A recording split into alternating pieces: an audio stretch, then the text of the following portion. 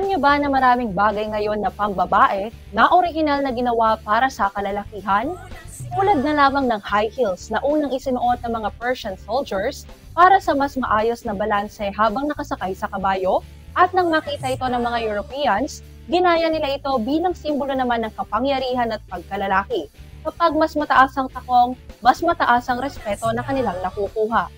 Kabilang din ang handbag na noong late 17th century ay para sa mga lalaki lamang at itinuturing na gamit ng mayayaman. Ang disposable pads naman ay naimbento noong World War I, hindi para sa kababaihan kundi para sumipsip ng dugo ng mga sugatang sundalo, at kalaunan ay napagtanto ng mga nurse na maaari rin itong gamitin para sa feminine hygiene.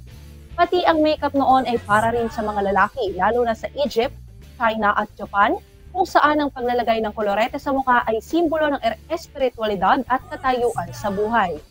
Ako po si Carmel Joy Miguel para sa ating trivia.